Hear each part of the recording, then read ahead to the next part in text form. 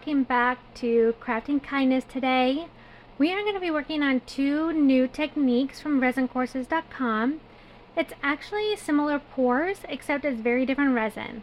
So first today we are going to be doing what's called the blue velvet. It's used with a very low viscosity resin, and you can see here I'm using Octopus resin inks.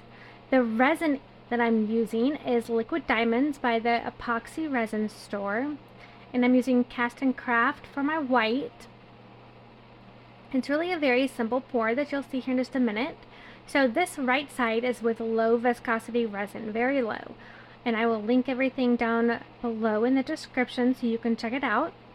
And so we simply start by dumping our first color in, and then we'll dump our white in, and then dump our second in, and that's really all you need to do.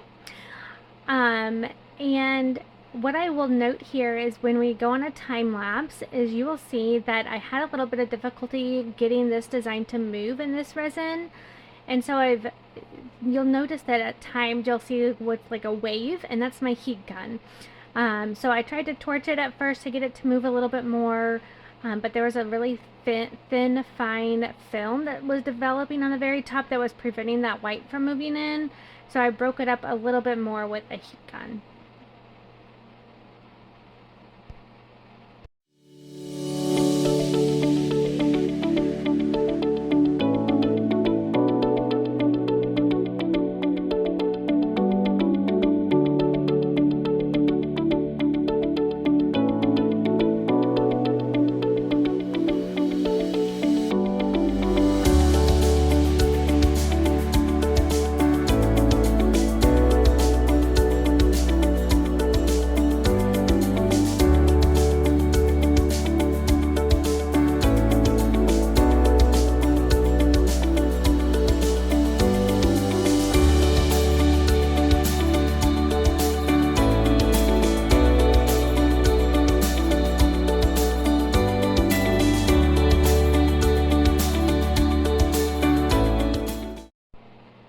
Okay, so while that one continues to move with a low viscosity resin, the blue velvet, we are going to pour with a regular 1:1 resin that's a thicker viscosity, higher viscosity. I'm using NicPro 1:1 today. I'm using the same Octopus resin inks, the same Cast and Craft, everything has the same number of drops, the amounts and everything are just the same.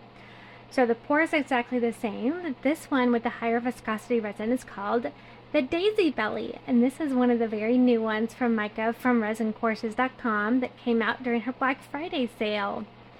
So I'm really excited to be trying this. You'll notice with this one, I torched just a couple of times, but other than that, this one moved much better on its own over time. Of course, with it being a thicker resin, it took a little bit extra time for it to move in, but it moved in really nicely on its own. So I'm going to put you on a time lapse to keep watching these develop and grow, and then we will join back for the demolding.